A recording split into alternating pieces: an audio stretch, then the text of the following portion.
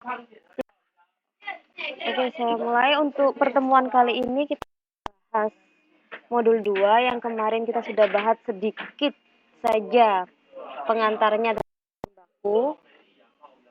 Jadi hanya sedikit saja tentang awal-awalnya. Yang klasifikasi bahan kemarin, bahan bisa diklasifikasikan menjadi dua macam, yaitu bahan baku dan bahan penolong. Nah, bahan baku itu karakteristiknya pertama dapat diidentifikasi, kemudian yang kedua dapat dilacak pada produk, kemudian yang ketiga memiliki jumlah proporsi signifikan pada biaya. Jadi dia memegang peranan penting dalam komposisi suatu produk. Karena dia harus dapat diidentifikasi pada sehingga dia akan memiliki proporsi biaya yang lebih banyak dibandingkan dengan bahan-bahan yang lain atau bahan pembantunya. Untuk pengendalian pengadaan bahan dilakukan oleh Departemen Pembelian. Untuk yaitu yang pertama permintaan pembelian.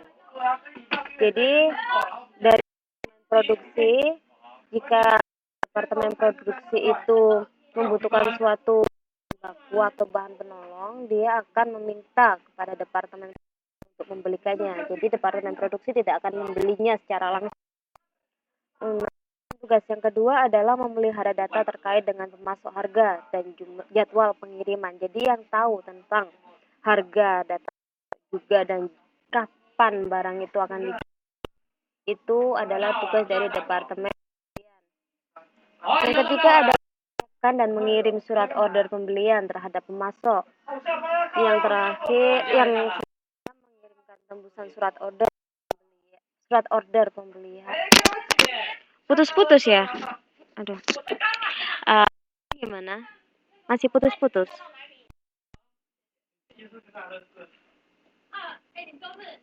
Halo. Sekarang masih putus-putus kah? Tes.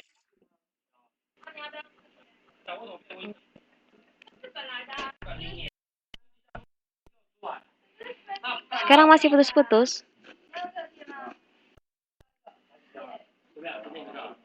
Coba volumenya dinaikkan lagi, dipolkan, kemudian cari tempat yang enggak di ruangan, jadi biar enggak putus-putus. Yang keempat, kirimkan tembusan surat order pembelian kepada bagian penerimaan dan Departemen akuntansi untuk didokumentasikan.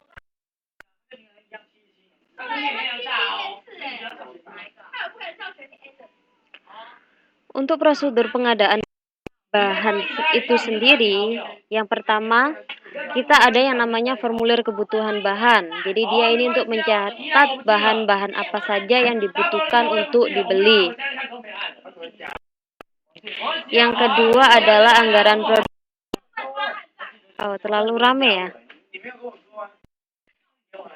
Maaf ya. Yang kedua ada anggaran produksi atau production budget. Ini untuk mencatat selain bahan-bahan apa saja yang digunakan untuk mencatat harga barang itu dan jumlahnya otomatis. Yang ketiga adalah permintaan pembelian, purchase requisition. Yang keempat adalah order pembelian, order. Jadi dari misalnya dari departemen produksi ke departemen pembelian, dia ada permintaan yang dikirim. Dari departemen pembelian ke pemasok itu ada pembelian. Nah, kemudian yang terakhir adalah laporan penerimaan. Ini barang diterima atau sudah dikirim oleh supplier.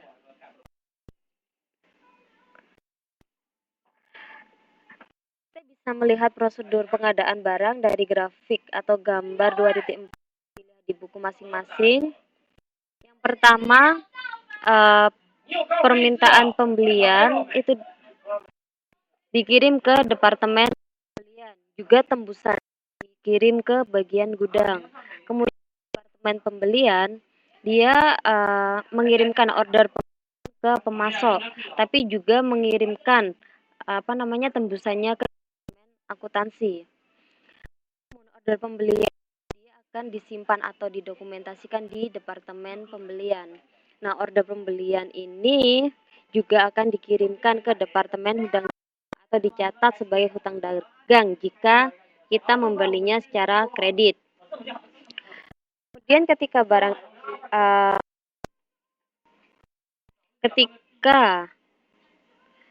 order pembelian juga ke Departemen Penerimaan. Ketika barang diterima, Departemen Penerimaan ini membuat laporan penerimaan yang akan dikirim ke gudang, ke hutang dagang, juga ke Departemen untuk memberitahukan bahwa diterima. Nah, kemudian invoice dari pemasok ke hutang dagang. Seharusnya untuk pengendalian penggunaan barang bahan, kita ada yang namanya kartu bahan. Tadi ada permintaan bahan. Ini yang dari departemen yang membutuhkan bahan ke Departemen Pembelian. Yang kedua, pengendalian penggunaan bahan, kita ada yang namanya bahan atau materials card. Seperti dilihat pada bawahnya, pada tabel di bawah itu untuk keterangannya, ada nama barang, nomor kodenya.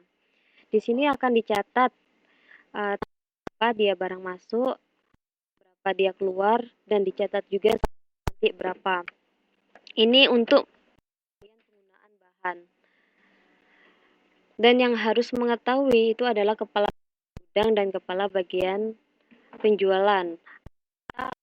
Dia ini bagian produksi. Jika ini dia perusahaan atau dia ini kartu barang dagangan untuk persediaan dagangan, maka di sini adalah bagian penjualan. Namun jika dia adalah perusahaan manufaktur, maka ini harusnya ke bagian produksi.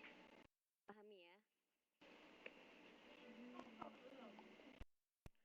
Hal-hal tentang perencanaan bahan. Yang pertama kita ada yang namanya economic order quantity atau kita singkat EOQ. Rumusnya EOQ sama dengan akar 2 kebutuhan unit bahan dikalikan biaya per pesan dibagi biaya per bahan dikalikan persentase biaya pelan. Ya, waalaikumsalam Mbak Eng, selamat datang, selamat malam, bergabung. Kemudian yang kedua, untuk perencanaan bahan kita ada yang namanya order point.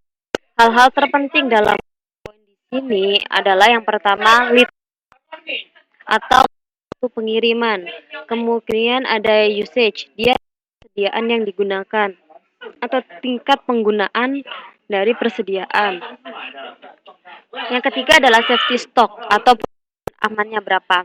Jadi untuk order point dia rumus kali lead time atau point sama dengan usage kali lead time safety stock. Safety stock sendiri sama dengan max usage dikurangi usage dikalikan lead time. Adalah perencanaan dari bahan. Suaranya putus-putus. Putus-putus berisik ya di sini.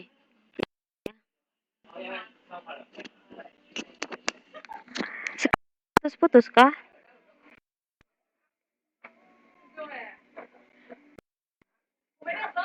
Yang selanjutnya adalah akuntansi bahan.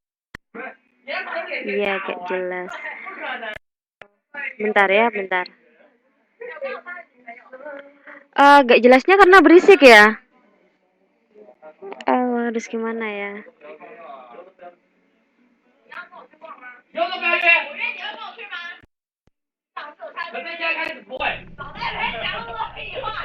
Bentar. Tes, tes, tes, tes, tes, tes satu, satu, satu. Iya, agak putus-putus. Halo, sekarang udah jelas?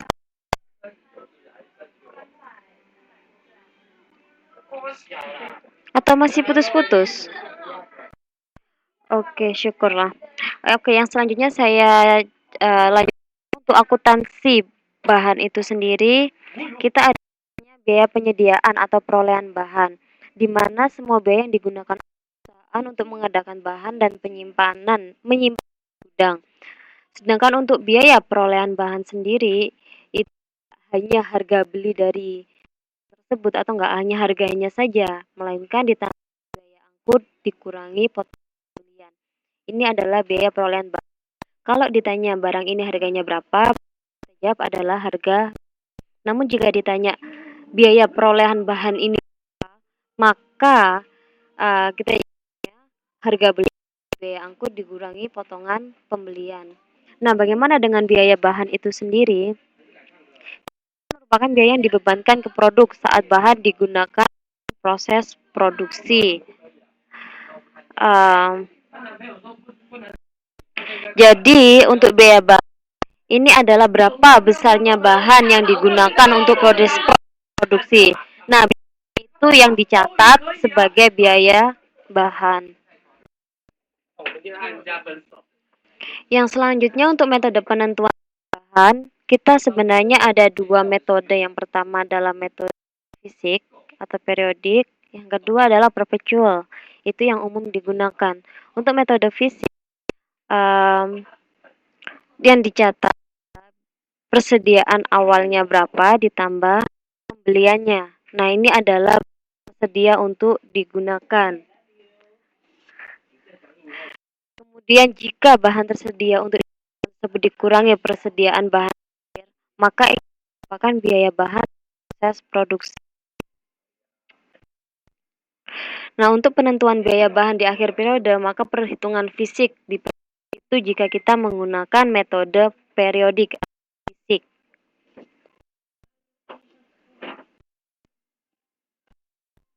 Yang selanjutnya kita menggunakan metode perpetual.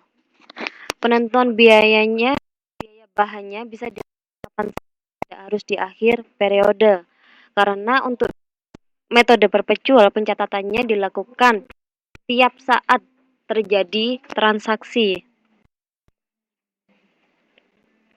Sebentar ya, ada masalah dengan komputer saya. Oh.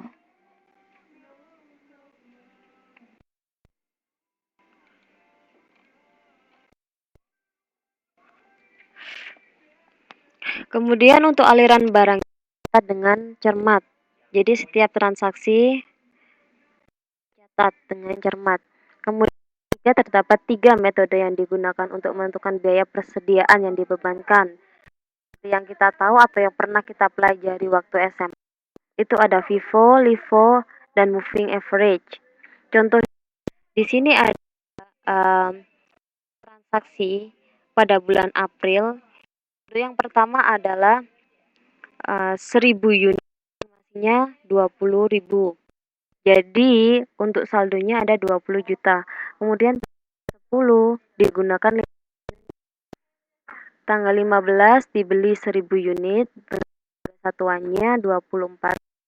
Tanggal 20 digunakan 250 unit, tanggal 26 digunakan 500 unit, tanggal 28 dibeli 500 unit dengan masing-masing harganya adalah 26.000. Kemudian tanggal 9 digunakan 500 unit dan 30 adalah 750 unit. Jadi bagaimana kita mencatatnya? Pertama, untuk data atau tabel-tabel ini bisa dilihat langsung di buku halaman, bentar, saya tidak lihat buku, bentar ya.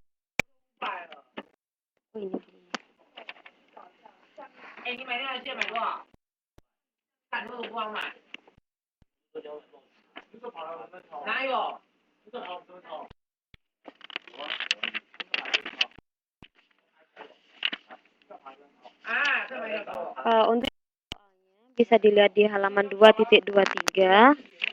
Kalau untuk tabel-tabelnya bisa dilihat di halaman 2.24 hingga 2.25, 26.